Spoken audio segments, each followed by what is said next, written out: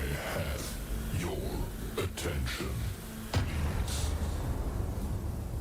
The stream starts in 10, 9, 8, 7, 6, 5, 4, 3, 2, 1, go.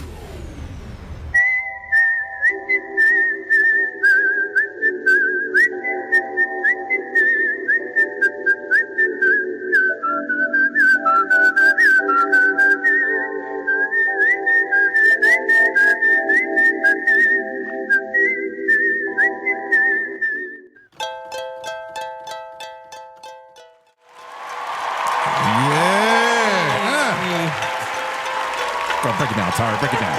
Break it down. I'll break it. Go on, hit it. Hey, what we hit. There we go. This your podcast. That's what's up. You know what I mean? Yeah, this what we do. You know what I mean? We got the infamous Tyra Jacklene in the house. Hey. You know what I'm saying? Tonight's guest, our financial literacy educator, Miss Jacklene. What's good with you?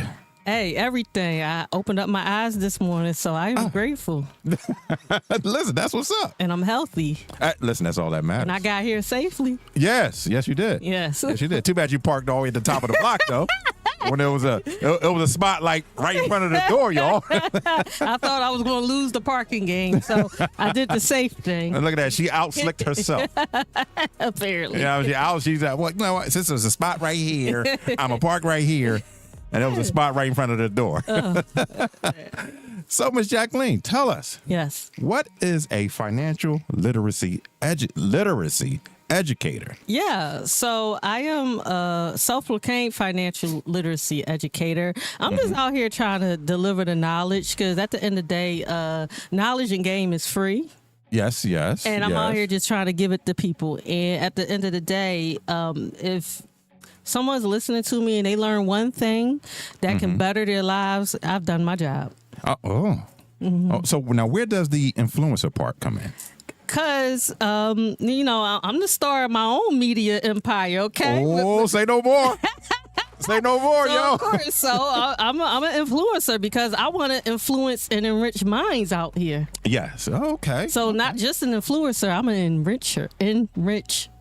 Oh, so wait, how did you get into this field of work? Okay, so excuse me. So initially, I had some things going on my own credit. Okay. And I saw something on social media. I said, let me check this out. I checked it out. And it made all the sense to me. And God said, it's cool. Go ahead, Tyra. So, I hopped on board, basically. Long story short. And you killed it. Hey, I'm here, right? Yeah. Okay. Listen, so I'm doing something right. I'm here. Let me hold a couple of hours. That's how we put them on the spot. We'll talk about that off air, okay?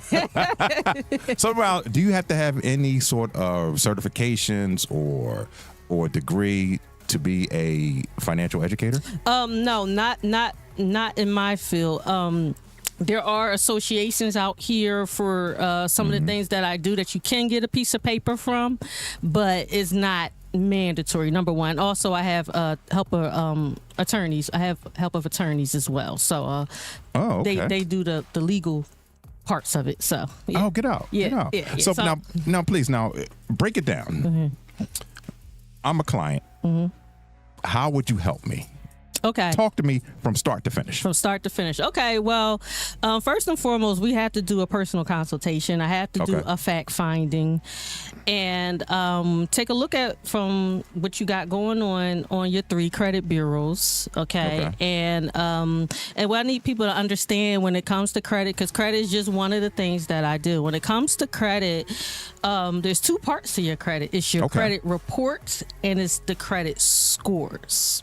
Okay, so two separate entities. However, they are husband and wife, meaning they need to be worked at the same time, and they need to be worked together.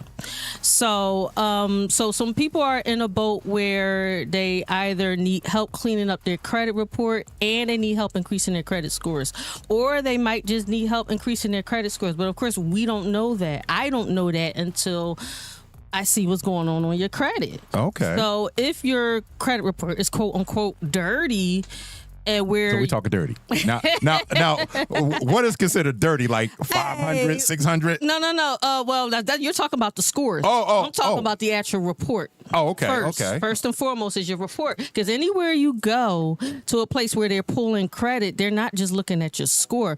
They're looking at your report primarily. Okay. And they're looking at your history. So let's say you got a couple of collections, you got a couple of charge off, you got some late payments. I come across everything. A lot of inquiries. So that's, essentially that's a dirty credit report. Repossessions. And here's the thing. There's a law that was enacted by Congress, which is the Fair Credit Reporting Act.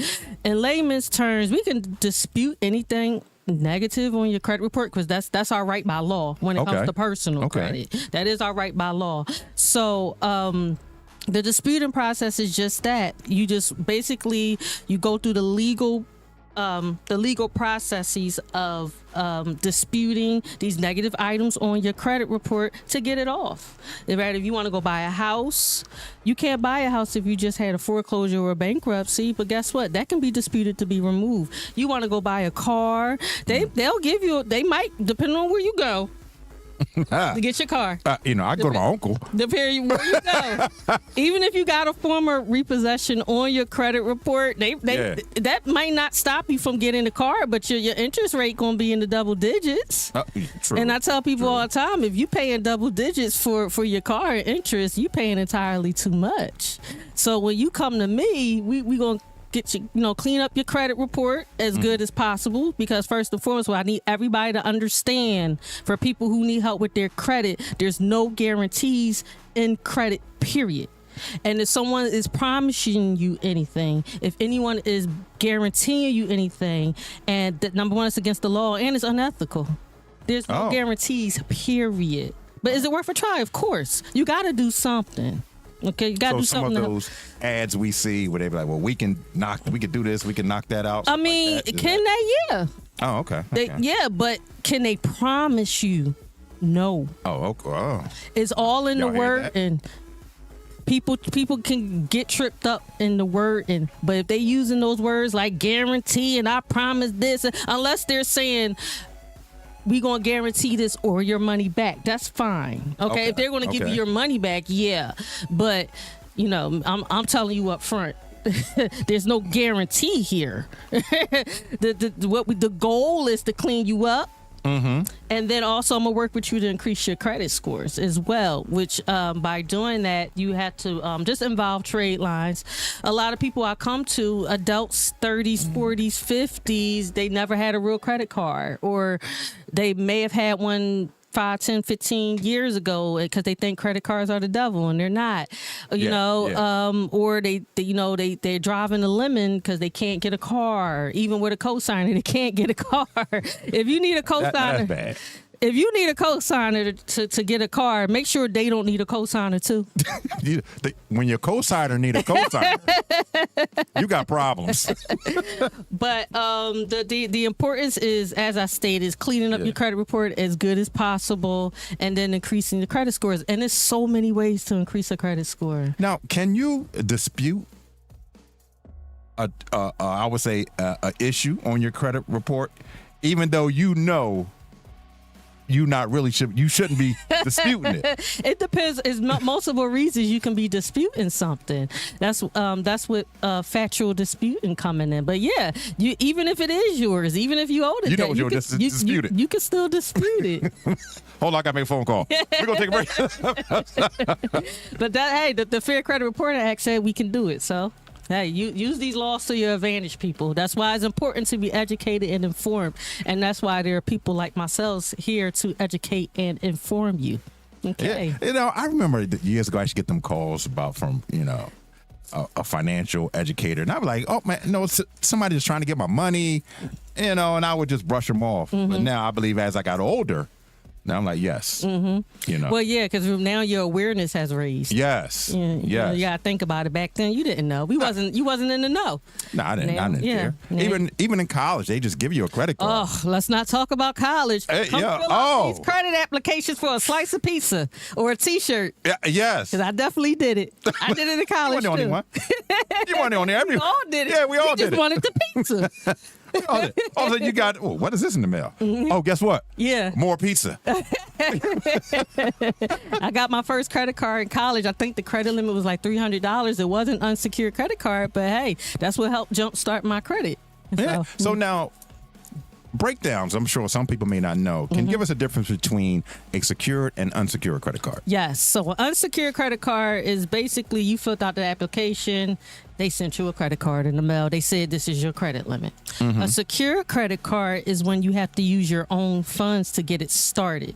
Okay. So it's similar to a debit card, but it's not, because debit cards, unless it's a debit credit building card, because there are some out here, is essentially used like a debit card. You start with your own money. You can't go over the limit because it's your money is there. You're spending your money. So it's like, look at it as a security deposit, basically. So, but the company that you are applying to for it will tell you what your minimum has to be. Okay. A lot of banks is $300, but actually the secure card that I offer, the minimum is only $100. Oh, yeah. We got to put that in the description, y'all. We got to put that. So they are good for building your credit. Oh heck yeah, because credit cards actually contribute to your credit score 90%. 90? Yeah. Well, so you're cheating yourself out of 90% of your credit score with not having a credit card. Wow. Would you like me to break that down for you? Yes, please do. Let me break it down for you. Break it down. Let's start with the biggest chunk, because there is an actual 5 factors when it comes to your credit scores. The biggest chunk is 35%, which is your payment history. So you have one late payment, you can kill yourself 50 to 100 points, man, when it comes to your credit score. One late payment can kick your behind. I'm gonna make it. I'm gonna try my best to keep this clean, y'all. Okay, one late payment can kick your butt. I'll translate it. One late payment can kick your ass. Okay, I can say ass. It's all good. I'll say ass. Okay, one late payment will kick your ass. Okay, so that's 35% of your credit score. So the highest credit score you can have is 850. So multiply 35% of 850. That's how much you're hurting yourself every 30 days. One late payment takes away 3 on-time payments. It also takes 9 months to come back from. One late payment could take 9 months. It takes 9 months to recover from when it comes to your score. So think about people that got 60 days, 90 days, 120, 150. Then when you get up to talking about a couple of years. So now you get to 150 to 180 days. Now that they're going to either charge it off or send it to collections. But yeah, I still see 180 days sometimes. That's 6 months you didn't pay it, and you're killing your score each month. And one late payment take 9 months to come from. So let's multiply 9 times 6. That's 54, right? So we're talking about a couple of years just coming back from these multiple late payments. Biggest chunk of your credit score. So that's 35%. So then 30%, which is the next biggest chunk, is actually credit card utilization. This is why credit cards are important as well. Okay. People believe that 30% means let me keep all my credit cards at 30% utilization. That is 100% incorrect. So let me explain that. Yes, break it down. Let me break it down. Break it down. And I'm gonna break it down in simple numbers. T-Money about to break it down. I'm gonna break it down in simple numbers, y'all. So let's say you have 2 credit cards and the limits on both of them are $500. Okay. So we know 500 and 500, that's $1,000. So when you actually see that 30%, that 30% is actually the comparison of your total balances compared to your total limits. So we got our 2 cards, 500 and 500 together. together, that makes 1,000. We agree, right? Okay. So that 30% actually means that the balances on each credit card should be no bigger than 150. 150 times 2, 150, that's 300. If you divide 1,000 into 300, that's 30%, correct? That's what 30% actually mean. Not keep all your credit cards at 30%. Because let's say if you kept both those credit cards at 30%, now you're at 300 and 300, that's 600, that's 60% of that 1,000. So you want to keep, rather you got 1, 2, or 3 credit cards. Keep them all combined. When you combining them, all the limits and all the balances what matters. But let me tell you, there's number one, there's a formula of where to keep your credit cards at. But without doing the formula, rule of thumb, keep all of your balances under 10%. That's the sweet spot. Oh. Man. And if you can keep them under 5, that's even better. But what I want people to understand is please use your credit cards. Just use them responsibly and pay them. And when you're paying your credit cards, you want to pay them by the statement date, not the due date. Don't let them trip you up on your credit card statements with the due date. You want to do it on the statement date. You want to pay it by the statement date, which is about 3 to 4 days before the actual due date. Oh, now I'm glad you told me, because I have like 2 credit cards that I don't even use, because I just like those are my emergency cards, you know. One of the biggest lies we were ever told, which is use your credit cards in only emergency purposes. No, use your credit cards for everything and you just pay them off. That's all you got to do. Hey, yo, man, let me get that lollipop right there. 10 cents, I don't care. Give it to me. The danger in not using your credit cards is they can reduce your credit limits, which is going to hurt your credit score, or they will turn them off completely, which you're going to lose your credit history, which is the next biggest chunk of your credit score, which is 15%. So if you have old credit cards and they are still open, please keep them open by using them. Don't put them under the pillow. Don't cut them up. Don't call Capital One and say your credit card is the devil, even though their interest rates are high. Don't call Capital One and say your credit card is the devil. I don't want anyone to know, because closing those accounts actually will hurt your credit score.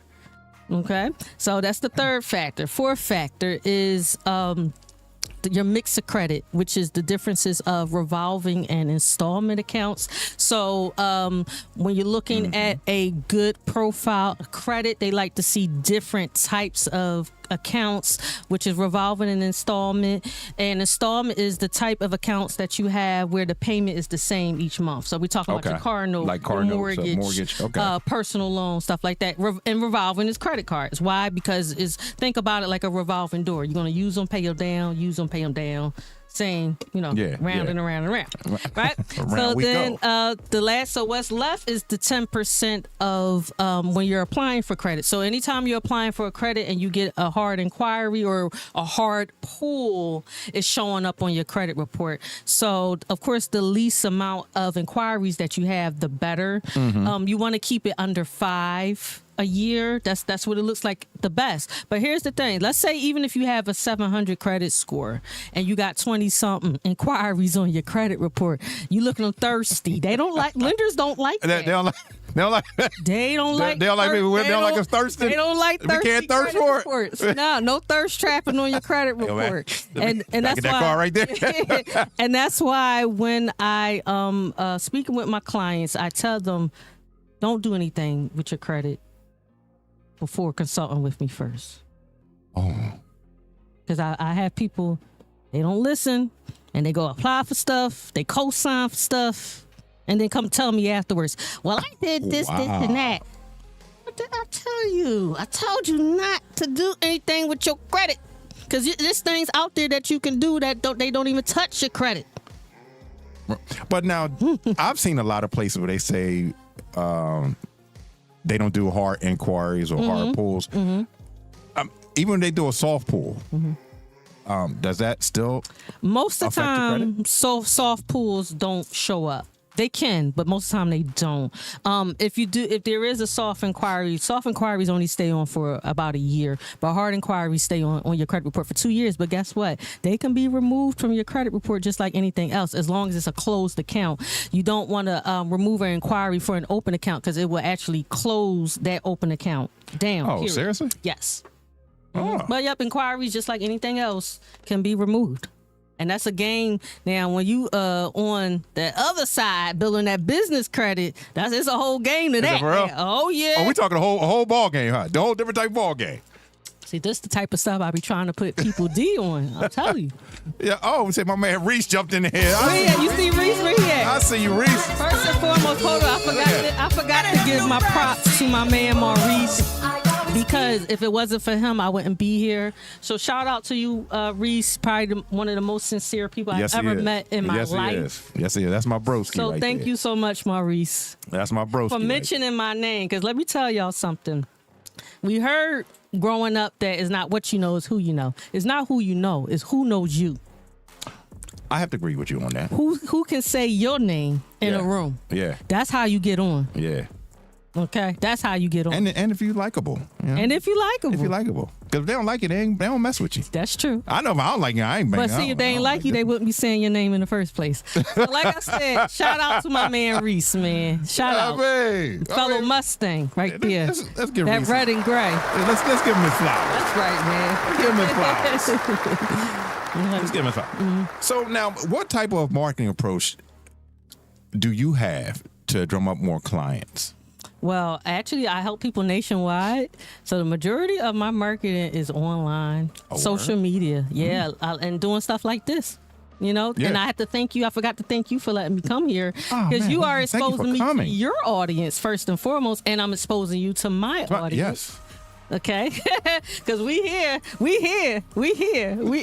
So social media is a very big component, and it's so important to business. Period. Yes, it is. Because we at the point now, it's like, what you doing if you're not on social media? As much as people hate it, hey, I thank the good man above for social media because he helps he helped me keep my lights on. Social media helped me keep the lights on. Yeah. Okay, I'm not especially when you got a good following like you. Hey, look, cause I see your chat just. Yeah, I mean, it's like no. They in here. We in here. Look, I give him a thumbs up. Give him a thumbs up. Yeah, so I'm very thankful for it, of course. So now, what type of clients do you typically work with?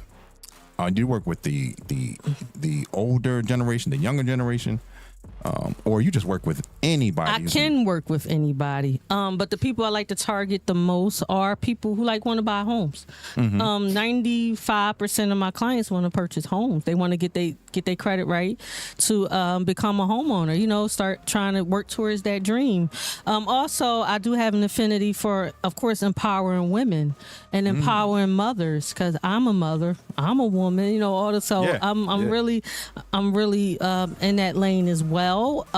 You know, I do have dreams not just for myself but for my sisters too, man, because it's so many things out here that's trying to defeat us, and you know, I'm just here to say keep yourself, keep your dreams alive, keep your hopes alive, man. Yes. You know, we live in some tough times, but guess what? Just don't give up. Nah, and you can't. You can't. So now, what sets Tyra apart from other financial educators? Why would I want to hire a Tyra? Tell me. I'm gonna tell you. Well, something about myself is I have a huge affinity for learning. So the more I learn, the more I can teach. That means the more I can give, the more value I can put out. So with someone like me, and also I have mentors, man. I listen to people. If I want to be where you are, if I want to know what you know, man, I'm on there soaking up every day. Soaking up that knowledge. I'm soaking it up, and not do I just soak it up? I regurgitate it. So I'm going to give it to you, and I'm gonna give you as much as you can handle, but you just gotta be open to receive. At the end of the day, what's that? What's that saying? You can lead them to water, but you. And guess make them what? drink. And I tell them that, especially when I'm speaking to real estate agents and stuff, I tell them, I said, listen, when you send your clients to me, I'm going to take them to the water. I might even try to pull them in. Yeah. But they got to drink. Yeah. They have to drink So themselves. Share with us some expert advice. Please drop that knowledge. What specifically do you want to like? What I want to know, how much should I put into my savings? Oh, okay. Every month. Every month. Okay, so when I'm talking to people about, saving money and budgeting, one good thing you can do is take 80% of your income and turn that into 100% and drop that other 20 in your savings. Ooh. And another thing something I've been harping on a lot lately is for people to take their money out of these commercial banks, out of these commercial savings account. Go get yourself a high yield savings account where you get more money on your return every year or every month. Wait a minute. Hold on, I'm gonna get my man El Plago shout out real quick. El Plago. I see you, broski. So, take money out of commercial banking. Because I have 2 commercial banking accounts. Mm-hmm. What am I doing wrong? All right. Okay. So here's the thing. When it comes to these last few years for me in financial literacy, just like a whole lot of things, we got to unlearn a lot. Mm-hmm. And like I said, I listen to. Like the people that have that I would like to have, and the people that's get out there, I listen to them. I'm gonna say a quote. And this guy, they call him the Haitian CEO. He's a Philly guy. He a Philly guy. He is a Philly guy. Oh, he a Philly boy? He a Philly boy. He wasn't born here in Philly, but he lived a lot of his life. And he said, banking, the banks, they're for transactions, not for savings. So we got to pay our bills. So fine, have that part of your money there when you got to pay your bills. But it's not for saving your money, man. You got to put your money somewhere where it's going to work more for you. So that's why I've been pushing the high yield savings account. You saw what Apple did about a month ago. Yeah. Their high yield savings account I think is at 4.15. Then you got other banks. It's like 4.7, 7.4.5, even 5%. So just to have your money working for you. Like we all have to learn to work smarter and not harder. Mm-hmm. See. The one thing I love about having this show because I can pick her brains without paying for it.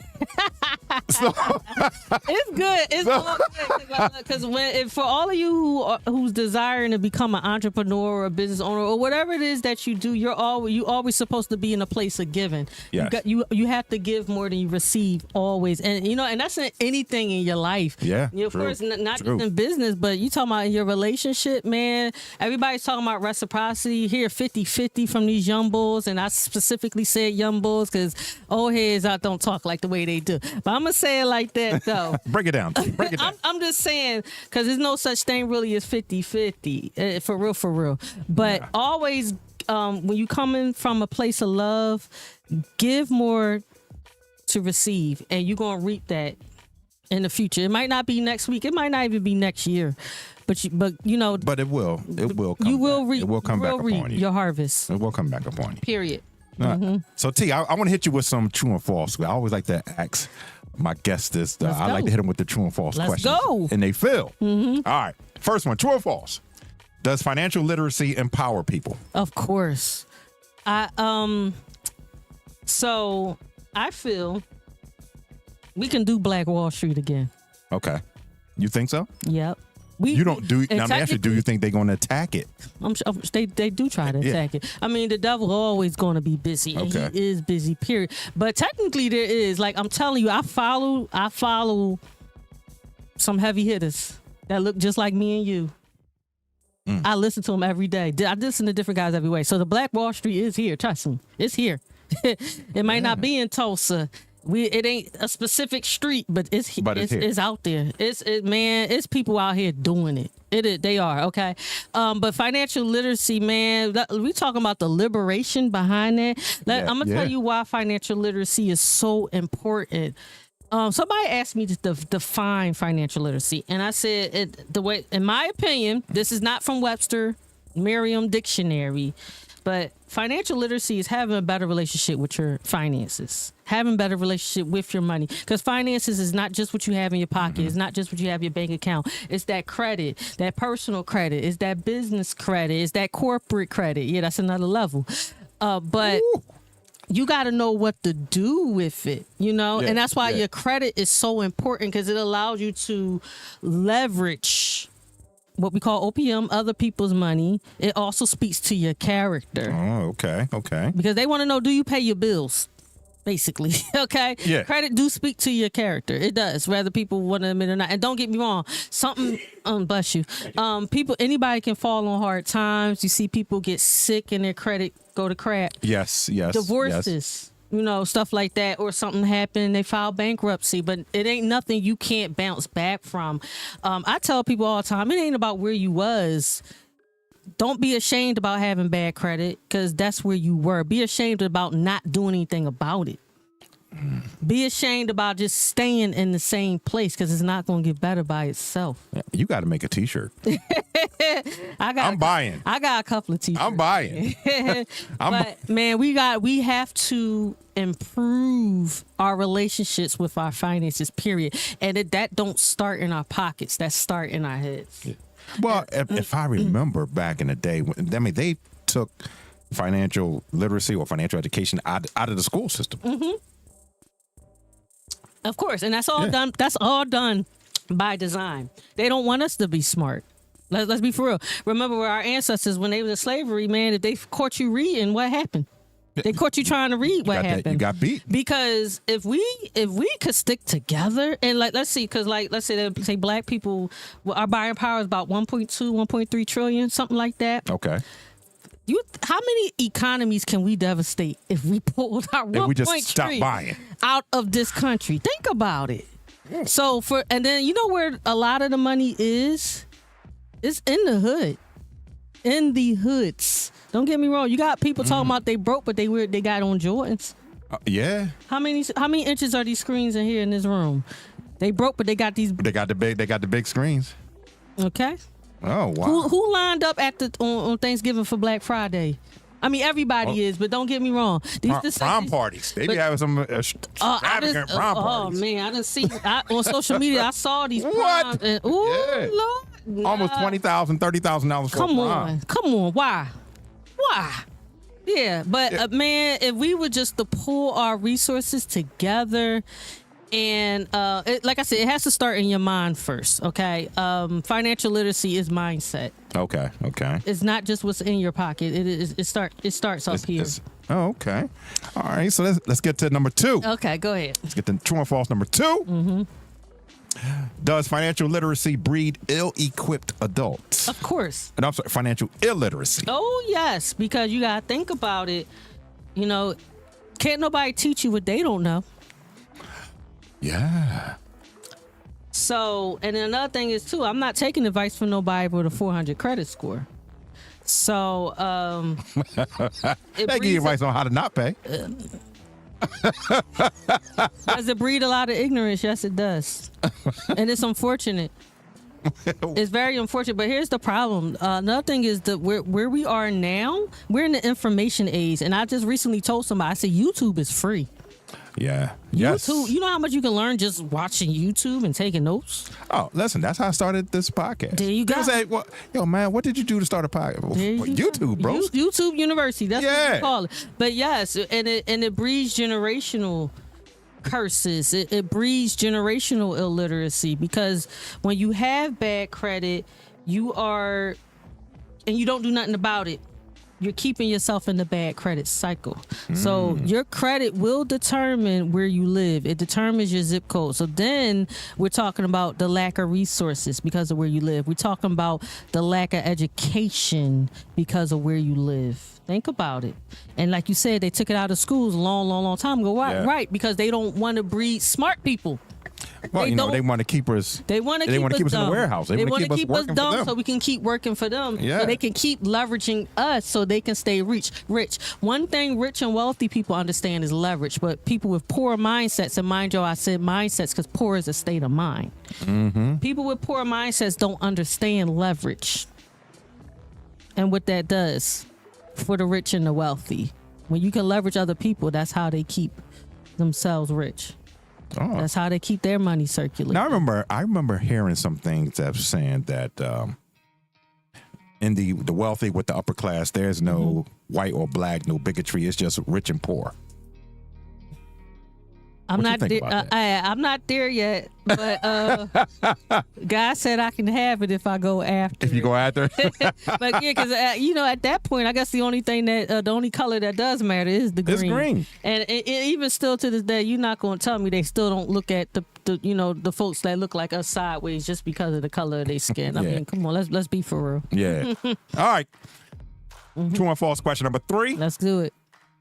Does lack of financial education make it easier for the youth to pick up bad financial habits? Of course it does. Because like I said, lack of the financial education is going to keep you in certain neighborhoods.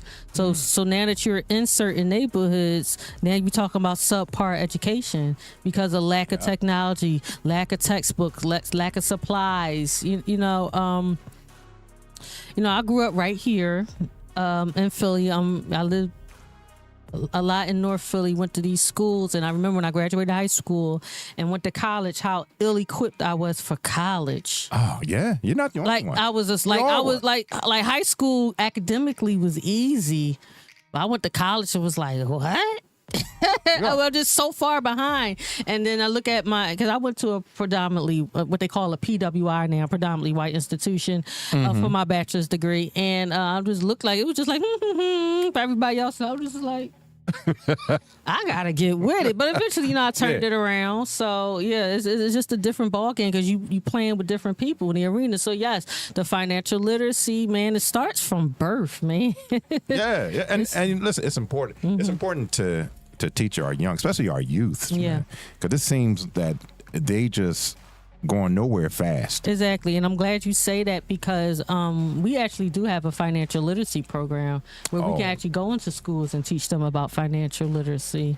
We also have a scholarship program as well that contributes to the children. That contributes to high school seniors and college freshmen. And guess what? Anybody can apply. The parents need not to be a client of our company. Anybody in the country can apply. High school seniors, college freshmen. The application comes out in the beginning of December each year. Oh, we definitely got to put that in the description when we air this episode. Of course. Definitely. That is a must. We definitely got to pump that out. We got to pump that. See, Philadelphia, we do big things in Philly. Yeah. We do big things. Yes, we do. I keep saying, Hollywood going to recognize it. Yeah. I mean, they do. Don't get me wrong. Like they don't know all the talent that come out of the city. Come on. We got some big time talent. We got some big time talent. So last question. Does financial literacy help prepare our youths for emergencies? True or false? Yes. As long as you got the right teacher. Why? Because you have to save. You do. Save the money. And like I said, something I said a few minutes ago about the whole, I got this credit card for emergencies. Yeah, that was me. That is a big lie. Use your credit cards for everything and then pay them off. Why? Because you are building your credit. You're helping your credit. In order for a credit card to help you, you have to use it and pay it. Period. So yes, it does prepare us for emergencies. Financial literacy, because our kids need to know how to budget. They need to know how to save. They need to know how to pay debt down when it's needed. We need to teach our kids better. We need to teach them better than what we did. Okay. We got to prepare them better. Yeah. So if I want to hire you, how would I pay you, or is there a certain pay structure for me, or do you? It depends on which service work I'm delivering. Things out, depends on it depends on what service I'm delivering. But since we mainly were talking about personal credit, I have a portal for that, also a secure portal. So everything's safe, all that good stuff. So it's all good. So now we're not doing Zelle and CashApp. No. None of that. We ain't doing that. She ain't doing that. Yeah, you know what I mean? She ain't doing that rinky dink stuff. Not doing it. So now, do you work? How long would you work with a client? Or is they saying, well, in 6 months I'll have you here at a certain level? Now have to choose. I told you I have to choose my words wisely. Yes. Because I can't tell you, in 6 months you're going to be done. I can't tell you that. I can't predict. You can't, I can't guarantee. Can't guarantee that. No, not at all. The goal is to clean you up as good as possible and to raise your credit scores. Right, because I'm gonna give you what you need to keep on doing the right thing, but I say it's up to you to do it. I'm gonna tell you what you need to know, and then I got plenty of my clients, even people that are not my clients. They know what I do. They see me just about every day on Facebook. They hit me up. They hit me up on Messenger. They text me. They call me. Whatever. If you were once my client and you need advice or something, I'm still talking to you. You don't fall off the face of the earth from me unless you decide to do that. Yeah. But like I said, I'm here to enrich your mind. I want you to have better habits. I want you, and then what you learn, I want you to teach it to somebody else as well. Yeah. So even if they was a past client of mine, or if they stopped my program, or if they never signed on, if they just want advice, they can get it. Oh, without the man charge? Because, it's attorneys. Attorneys sharp. Hey, man, I got to charge you about an hour. A phone call's like $30, $40. Yeah. Yeah, no, I get it, but and that's another reason why we have these platforms. Like, it's for people to learn. I have a YouTube channel. I tell people all the time, if you want to learn some stuff, just go to my YouTube channel. Just go to my YouTube channel. We streaming on YouTube right now. Yeah. Somebody can come right back to this anytime they want. Go to her YouTube channel. Yeah, and go to his YouTube channel. This your podcast and Tyra. This joint. I think but one thing I need to do, since we got people from all over the country tuning in, do y'all know what a joint is? Oh, tell them to look it up. It's in the dictionary. It is in the dictionary. It's in Webster Dictionary. Look it up. A joint, person, place, or thing. Is a noun. It's a person, place, thing, or idea used specifically by people that are Philly natives. Yeah. It's John, not John. Well, they can't say it right. I know it's They John. can't say it right. You know what I mean? You know what I mean? John and Bull. Bull, right? What's the bull name? What's the bull name? Is it Bull? No, it's not Bull. Or the young bull. Yeah, they always mess it up. They always mess it up. That's that Philly stuff. Out of towners will hack it up. Yeah, they will. People like, oh, where you from? You from New York? Nah. Yeah. I'm a Philly John all day. Listen, that's this platform. This platform is Philly. Mm-hmm. So now, what's some of the most interesting things you've learned pursuing this career path? Man, how rich people own nothing and control everything. Own nothing, but in control of everything. Because they don't have anything. My God, you got to break that down. Because they don't have break it down. anything in their names. They hide everything under their businesses and different trusts and under business structures and everything, man. I'm telling you, man, this game. They got some big time lawyers. Man, this game is deep. Okay, deep we only scratching the surface of financial literacy, man. This game is deep. It really is. Almost makes you wonder, do they even marry for love? They just No, they don't. I'm gonna tell you. All right, come on. Let's talk about that. Yes. Because something came out a few weeks ago. You heard about the interview with I always say her name wrong, Ilyana Van Zant, something like. Oh, you talking about with the footballer? The lady Ebony. And when she asked the lady, will she marry a bus driver? Did you see that? Yeah. Oh, I saw that. Yeah. I saw that. And only if he owns the bus. Only if he owns the bus. And people were up in arms about it. And let me tell you something. I'm not mad at her. I'm gonna tell you something. Now, you just said, do people actually marry for love? So let's talk about, even we talk about different types of infrastructures in other countries. Okay. They don't marry for love. They marry for power. Yeah. And they marry for protection. Right? Yeah. So that's the type of standard they put on their, not just their name, but their legacies, which folks like us don't understand. The young lady that said she would marry the bus owner and not the bus driver. You gotta understand, that lady's a millionaire.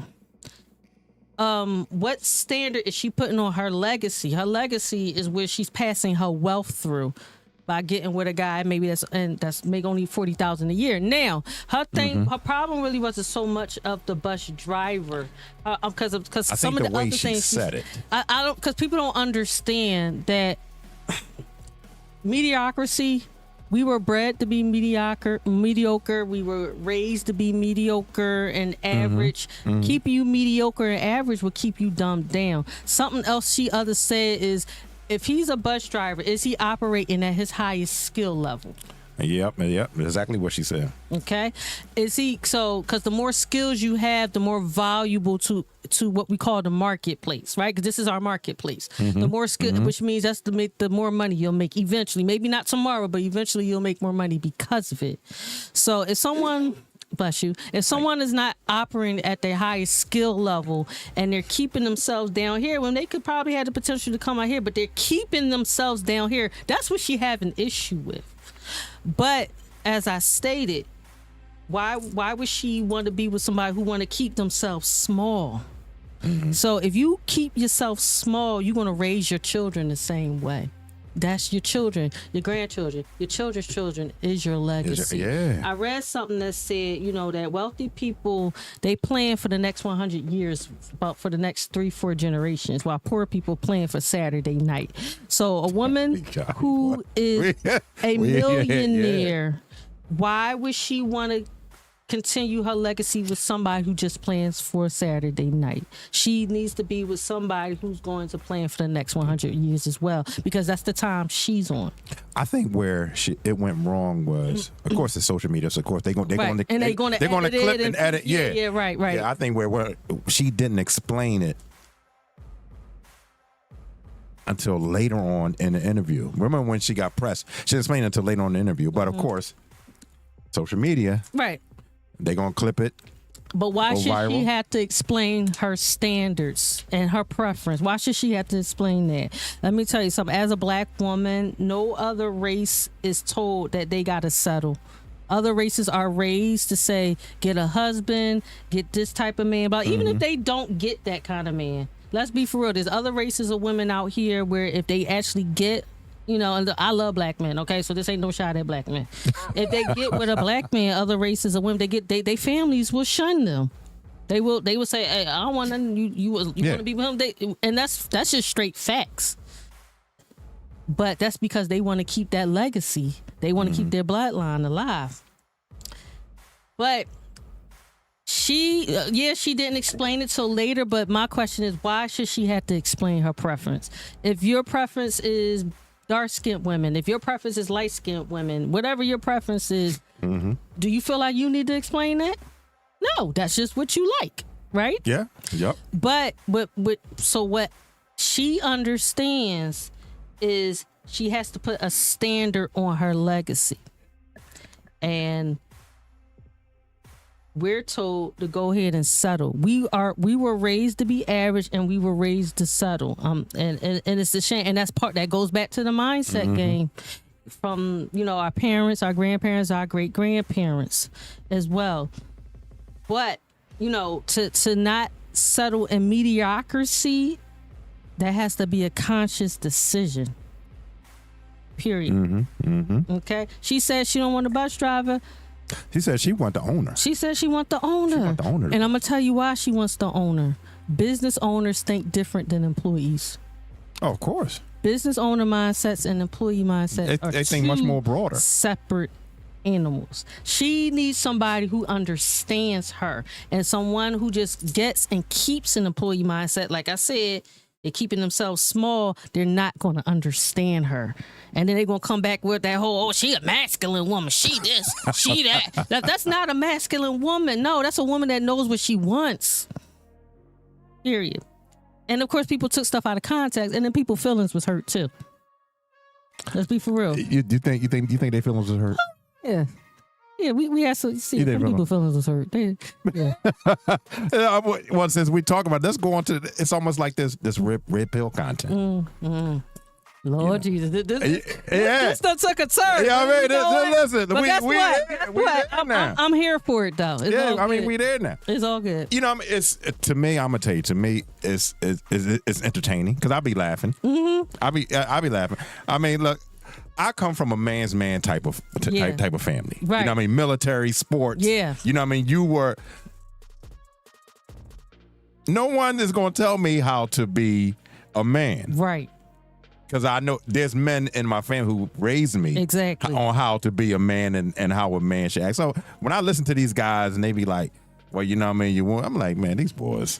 They boys. Yeah, like, man, See, you just hit the nail on the head. Yeah. Because unfortunately, we got a lot of guys grew up around feminine energy and women and all that stuff, and they talk, like I said earlier, And they feed off of that. That young bull stuff.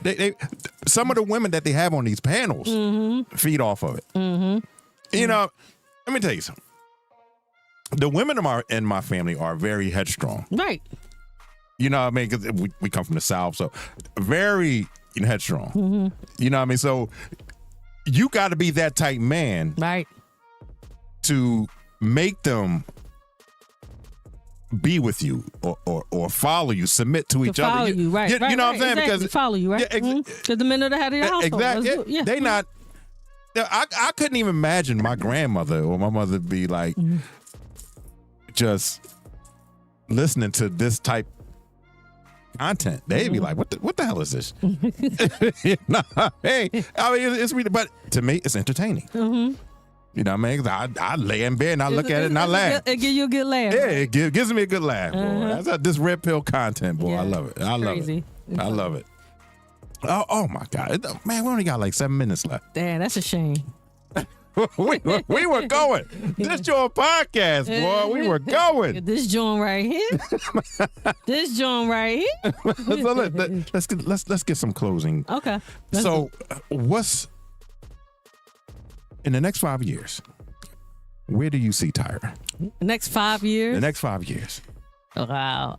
Actually, you know, other than, I want to have a bigger house. I want to have those things like I'm talking about. I want hundreds of thousands in the bank. Yeah. You know, my little one off in private school. I want a bigger house. I want more investment properties and event spaces. And, I want my money working for me. And I'll continue to make money while I'm sleeping. I think it was Warren Buffett that said, if you don't find a way to make money while you're sleeping, you're going to be working till the day you die. And that's something else rich and wealthy people understand. Passive income. That other folks do not understand. So more and more passive income, more and more multiple streams of income. Yes, you got, if you know about Dr. George C. Frazier, he says each year you should be doubling your streams of income. I'm actually going to go see him. Each year you should be doubling? Double your streams. Not necessarily the amount, but of course it's going to be more if you add streams. But you should be doubling your streams of income. I'm actually going to go see Dr. Frazier this summer too. Oh. Man, I want to go. Yeah. Actually, if you want to go, I'll put you on. Yeah. Let me know. I'll definitely put you on. So now also I want to ask, do you work with other financial educators or you're just a one-woman show? So I do have the help of credit attorneys, number one, because I do have a corporate structure behind me as well. But I do work with other financial educators as well. Like I said, I have mentors. Okay. And when mentors are talking, I got a pen and a paper in my hand. You taking it all in? Taking notes, man. I got mentors, man. Get yourself a mentor, man. I just saw one of my mentors pop across the screen, man. Like I said, you don't know it all, and that's another thing that we got to get away from. Us as people thinking we know it all and can do everything ourselves. We are not meant to do anything by ourselves, man. We got to learn how to come back to collectivism. Yeah, we got to stick together, y'all. Yeah. We got to break it down. We got to stick together. Mm-hmm. You know what I mean? Stop all this. Yeah. We do. Stop all this. Come together, man. But that what they did to our ancestors in slavery, they did exactly what they said they were going to do. Hundreds and hundreds of years of separation. We could keep them separated. Yep. And they've done it. So that we can't stay together. But man, I'm telling y'all, you got to make the conscious decision that you're not going to be a separatist. Okay? Y'all heard? You heard the woman. Yeah. So listen, T-Money, Tyra. Thank you. I'm glad you joined us on this joint podcast. I'm so glad that you invited me. Yeah, so you know what I mean? No, it means you got to come back. Anytime, man. I live for this type of stuff. Yeah, giving us some of that financial education. I love it. Mm-hmm. So I'm going to get some behind the scenes info. So, you know what I mean? Yeah, because there's certain things I can't talk about on air. Yeah, you can't be giving the sauce. Yeah, sometimes you got to talk about stuff off the air. You know what I mean? Look, you probably somebody in their living room like this. Oh, what she say? Yeah, what she say? Rewind that? What she say? Yeah, it's like that sometimes. Mm-hmm. So, real quick now, how many clients do you normally take on? It depends on exactly what they need. But for the folks that I'm putting into my program, they're going through the financial literacy program, I could take an unlimited amount of clients because I got a corporate structure behind me that's okay. Yeah, that's backing me up when it comes to that. But some of the other things that I help with, I have to pace myself a little bit, but other than that, we can just come on. If you need help with your personal credit, come on. So now bring it on. Do you do like sessions or some sort of big what they call them conventions? You know what I mean? Or you just primarily just one-on-one? Are you? Or here you go. Are you giving out master classes? I need to start giving out master classes. Some master classes. But I'll tell you that I've done things online. Like I said, this game right here, I put the game out here to the best of my ability. Like, I do sessions like this. I put them online. I stream them like this because we are streaming in like 8 different places right now. In case you didn't know, okay. Oh yeah, listen. So if y'all can see how many screens she got going on here, I got my. You guys would be amazed. Like he got the real media podcast in here. I got my little bootleg stuff, but y'all can see me though. That's what's important. Okay. She came in the door. She had a whole lighting system and everything. I was like, whoa. I was walking down the street. But we do. We go around the country, and we give financial literacy game. That's one thing I do love about this business. I travel around the country. That's what's up. Yeah. That's what's up. A couple of weeks ago, with one of my business partners, we did do like a entrepreneur workshop. I talked a little bit about financial literacy, but we also had TD Bank there, somebody that did life insurance, because we just talking about things that are important. Life insurance is one of your utmost important things everybody should have. It breaks my heart to see GoFundMes. It does. But not only does it break my heart, it's irresponsible as hell. I completely agree with you. Completely agree with you. Man.